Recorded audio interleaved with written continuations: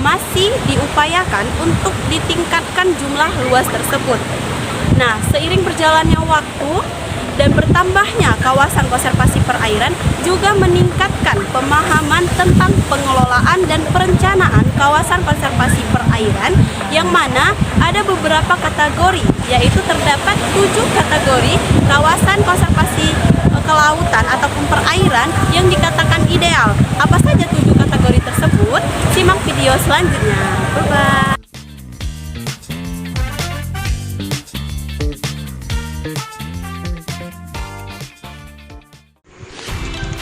Yang pertama, perencanaan dan desain kawasan konservasi perairan atau KKP.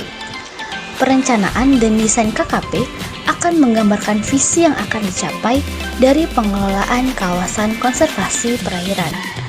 Perencanaan dan desain kawasan konservasi perairan atau KKP idealnya lahir melalui pembicaraan bersama antara seluruh masyarakat atau perwakilan masyarakat dengan segenap stakeholder yang ada di dalam kawasan.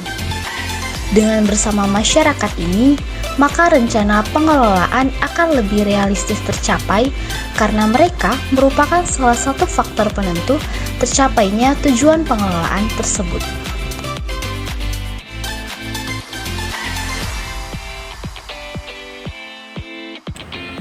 Yang kedua, pelibatan stakeholder.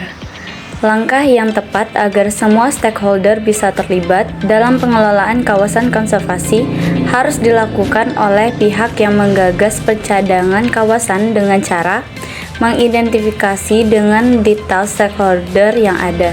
Selanjutnya, mengundang mereka pada pertemuan dengan melakukan penyampaian pentingnya kawasan konservasi perikanan serta pentingnya motivasi dan visi bersama untuk pencapaian tujuan pengelolaan.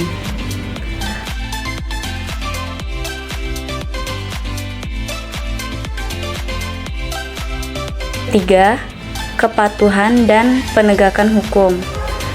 Aturan yang berasal dari kampung cenderung efektif untuk dijalankan karena secara filosofis lahir dari kondisi mereka dan harapan kondisi ideal yang akan mereka capai ketika aturan itu ditegakkan. Keberadaan aturan serta kepatuhan terhadap aturan tersebut akan mendukung pengelolaan kawasan konservasi perairan berjalan dengan baik. Dengan adanya aturan yang ditegakkan, maka akan meminimalisir pelanggaran dan meminimalisir tingkat kerusakan sumber daya.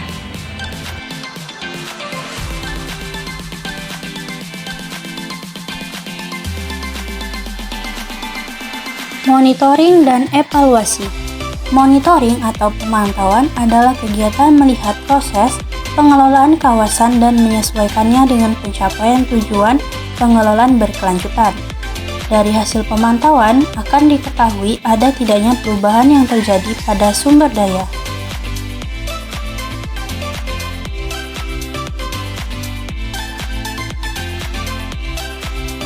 Pesisir dan laut secara umum memiliki potensi perikanan, pariwisata bahari, dan jasa. Potensi tersebut jika dikelola dengan baik akan menghasilkan pertumbuhan ekonomi yang baik dan berkelanjutan bagi masyarakat kawasan konservasi.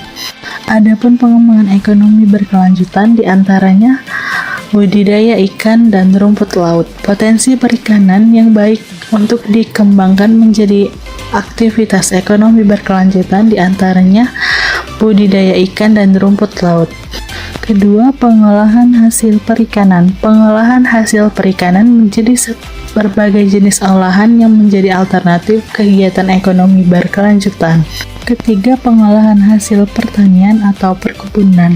Wilayah pesisir tidak hanya menyediakan produk perikanan dari laut, tetapi di pesisir juga terdapat pertanian dan perkebunan. 4. Pariwisata, alam, budaya, dan kuliner. Pariwisata menjadi salah satu komoditas yang berperan strategis dalam pengembangan ekonomi berkelanjutan bagi masyarakat kawasan konservasi perairan. 5. Jasa atau transportasi laut dan bengkel laut. Ketika suatu kawasan konservasi menawarkan kegiatan pariwisata, maka peluang ekonomi yang muncul bagi masyarakat yaitu jasa transportasi.